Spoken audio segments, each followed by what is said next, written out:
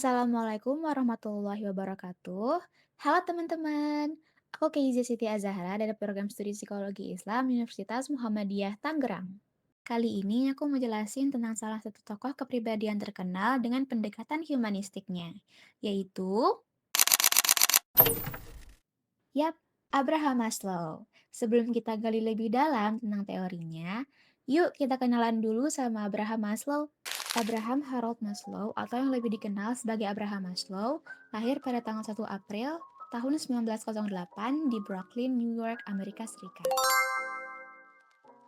Pendekatan humanistik lebih melihat pada sisi perkembangan kepribadian manusia. Menurut Maslow, yang terpenting dalam melihat manusia adalah potensi yang dimilikinya. Bagaimana manusia memiliki kemampuan dalam membangun dirinya untuk melakukan hal-hal yang positif sebagai bentuk dari pengembangan potensi yang ada pada manusia atau individu tersebut. Secara garis besar, Abraham Maslow beranggapan bahwa kebutuhan menjadi alasan terbentuknya motivasi pada diri seorang individu untuk melakukan kegiatan yang dapat menopang individu tersebut dalam usaha memenuhi kebutuhan mereka. Oleh karena itu, teori yang dicetuskan oleh Abraham Maslow ini memiliki nama teori hierarki kebutuhan Maslow atau yang lebih akrab disebut dengan teori Maslow.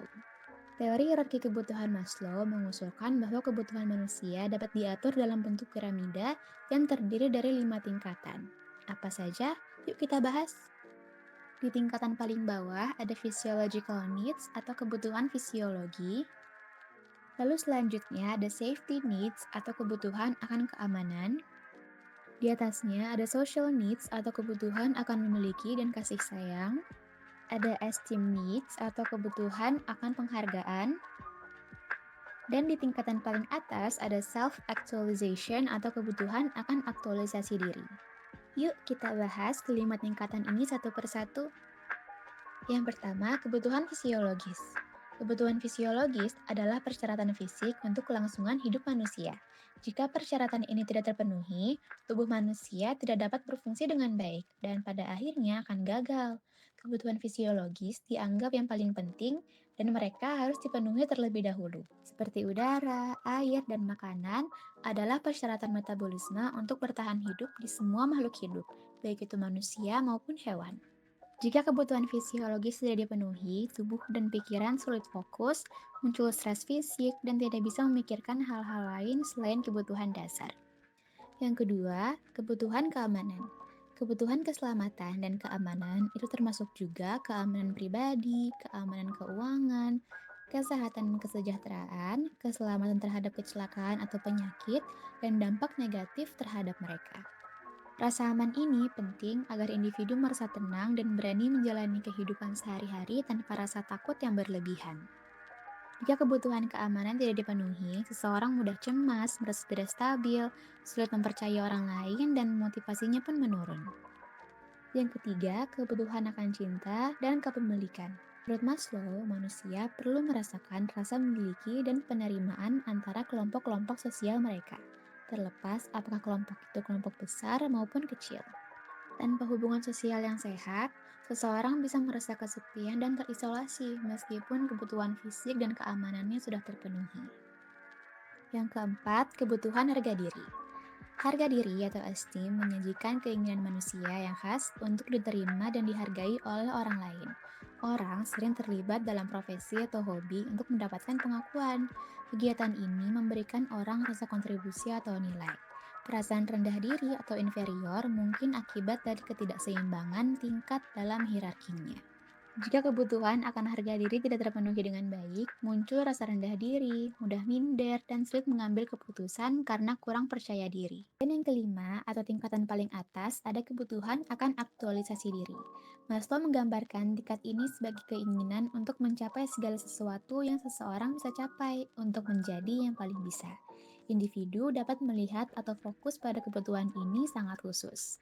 Aktualisasi diri juga adalah kondisi ketika seseorang mampu mengembangkan seluruh potensi terbaiknya yang ia miliki. Aktualisasi diri tidak selalu berarti kesuksesan secara materi, tetapi lebih pada perasaan bahwa hidup yang dijalani bermakna dan sesuai dengan nilai serta tujuan pribadinya. Jika tidak terpenuhi, seseorang akan merasa hidupnya hampa, stagnan, dan tidak mencapai potensi terbaiknya. Nah, ada karakteristik individu yang sudah mencapai aktualisasi dirinya, teman-teman. Apa aja? Yuk kita bahas. Yang pertama, keterbukaan terhadap pengalaman. Terlihat dari kemampuannya membaca ketulusan orang lain, menerima dirinya apa adanya, serta menghargai orang lain tanpa banyak drama. Ia cenderung bersikap jujur, terbuka, dan tampil apa adanya, sambil tetap menunjukkan sisi kreatif yang bikin cara pandangnya lebih segar daripada orang kebanyakan. Karakteristik yang kedua yaitu otonomi, tercermin dari kemandiriannya dan kemampuan mensyukuri potensi diri yang ia punya. Sikap simpati dan empatinya juga membuatnya bisa tetap menjadi dirinya sendiri tanpa kehilangan kepekaan terhadap sekitar. Yang ketiga, memiliki hubungan positif dengan orang lain. Ditunjukkan lewat kebiasaannya membantu, menjaga hubungan baik, dan bercanda tanpa menjatuhkan. Ia memberikan dedikasi yang tulus untuk orang-orang di sekitarnya, bikin lingkungannya terasa lebih aman dan juga nyaman. Dan yang keempat, itu standar etika yang kuat. Tampak dari sikapnya yang demokratis, serta tidak mudah terpengaruh oleh orang lain, sehingga ia bisa mengambil keputusan dengan prinsip yang jelas dan konsisten. Setelah kita membahas tentang karakteristik individu yang mencapai aktualisasi diri, tentunya terdapat faktor-faktor yang menghambat proses aktualisasi diri tersebut. Faktor apa aja sih yang menghambat aktualisasi diri itu? Nah, yang pertama adalah lingkungan yang tidak mendukung. Lingkungan menjadi fondasi utama perkembangan seseorang. Bila lingkungan tidak menyediakan rasa aman maupun dukungan emosional, individu akan sulit mengekspresikan potensi terbaiknya. Hal ini terlihat dari beberapa kondisi berikut. Yang pertama, lingkungan sosial atau fisik yang tidak aman bisa menghambat keberanian untuk berkembang.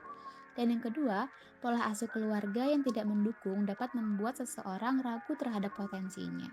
Faktor yang kedua itu kebutuhan dasar yang belum terpenuhi. Seseorang hanya bisa melanjutkan ke tahap aktualisasi diri ketika kebutuhan dasar seperti fisiologis dan keamanan berada pada kondisi relatif terpenuhi.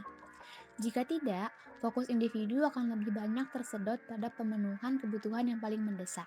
Kondisi ini dapat terlihat melalui kebutuhan fisiologis seperti makan, tidur, atau kesehatan yang tidak terpenuhi sehingga mengganggu fokus, atau kebutuhan rasa aman yang tidak stabil membuat individu takut mengambil resiko.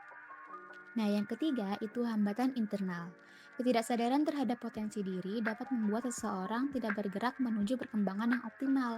Beberapa bentuk hambatan internal tersebut meliputi tidak mengenali potensi diri, membuat seseorang tidak tahu apa yang harus dikembangkan. Lalu ada keraguan diri, rasa takut sukses, atau zona kompleks menahan individu untuk maju. Dan yang ketiga, itu rasa rendah diri membuat individu tidak percaya bahwa dirinya itu mampu sebenarnya. Yang keempat atau yang terakhir ada budaya dan nilai sosial. Budaya dan nilai sosial mempengaruhi cara seseorang memandang dirinya dan menentukan apa yang dianggap penting untuk dicapai. Dalam beberapa budaya, kebutuhan kelompok lebih diprioritaskan daripada pengembangan individu, sehingga aktualisasi diri menjadi kurang menonjol. Pengaruh budaya terhadap hambatan aktualisasi dapat terlihat pada yang pertama itu ada norma sosial yang dapat meremehkan atau menekan kreativitas individu. Yang kedua, ada tekanan sosial yang membuat seseorang mengikuti standar masyarakat, bukan potensinya sendiri. Tapi, meskipun populer, teori Maslow ternyata juga mendapatkan beberapa kritik. Di antaranya, teori hierarki Maslow dianggap terlalu kaku, sulit diuji secara empiris, kecenderungan bias budaya barat, ketidaksesuaian urutan kebutuhan pada realitas, dan konsep aktualisasinya yang dianggap terlalu idealistik. Walaupun demikian, teori Maslow masih sangat relevan kok hingga saat ini. Dalam pendidikan, teori Maslow dipakai untuk memahami mengapa siswa butuh lebih dari sekedar materi pelajaran. Siswa yang lapar, tidak aman, atau tidak merasa diterima akan sulit fokus. Sekolah modern menyediakan program makan bersama, ruang konseling, dan lingkungan yang aman untuk memenuhi kebutuhan siswa dari level dasar sampai aktualisasi. Lalu dalam pekerjaan, perusahaan tidak bisa memotivasi karyawan hanya dengan gaji. Karyawan butuh lingkungan aman, hubungan kerja yang baik, penghargaan atas prestasi, dan kesempatan untuk berkembang. Selanjutnya adalah motivasi. Motivasi seseorang sangat dipengaruhi oleh kebutuhan yang belum terpenuhi. Jika seseorang tidak merasa aman, kurang dukungan sosial, atau tidak dihargai, motivasinya akan menurun. Pengembangan diri baru efektif ketika kebutuhan dasar dan emosional terpenuhi terlebih dahulu. Dalam kesehatan mental, masalah mental seringkali muncul karena ada kebutuhan yang kosong. Rasa cemas, depresi, atau kehilangan arah bisa berasal dari kurangnya rasa aman, minim dukungan sosial, atau harga diri yang rendah. Terapi humanistik membantu klien memenuhi kembali kebutuhan-kebutuhan tersebut agar bisa mencapai kehidupan yang lebih seimbang. Lalu dalam desain organisasi dan HR menggunakan Maslow sebagai panduan membuat tempat kerja yang mendukung perkembangan manusia. Ruang kerja yang nyaman, perlindungan keselamatan, budaya kolaboratif, sistem penghargaan, hingga program pengembangan karir dibuat untuk menyesuaikan dengan kebutuhan tiap level.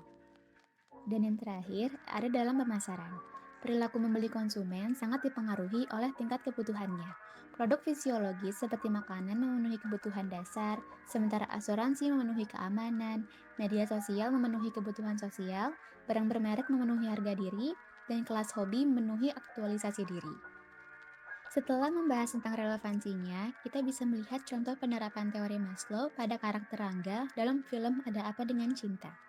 Rangga digambarkan sebagai remaja yang hidup sederhana bersama ayahnya, sehingga kebutuhan dasar seperti makan, tempat tinggal, dan sekolah tetap terpenuhi. Namun, kondisi keluarganya yang penuh masalah membuat rasa aman secara emosional tidak stabil. Hal ini terlihat dari sikapnya yang tertutup, hati-hati, dan sulit percaya pada orang lain. Dalam kehidupan sosial, Rangga mengalami kekosongan karena ia menjauh dari teman sebayanya dan lebih memilih menyendiri. Kebutuhan sosial ini mulai terpenuhi setelah ia dekat dengan cinta, yang membuatnya merasa diterima dan tidak lagi sendirian.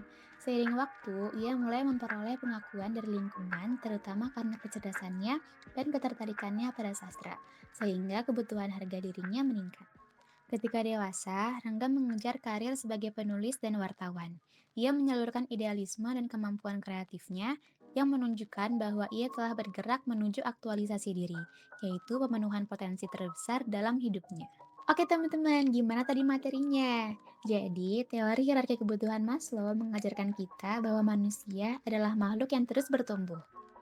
Dengan memahami kebutuhan diri sendiri dan orang lain, kita bisa menciptakan lingkungan yang lebih mendukung perkembangan manusia secara utuh. Aku, Kezia, pamit undur diri ya. Terima kasih banyak sudah menonton video ini. Wassalamualaikum warahmatullahi wabarakatuh.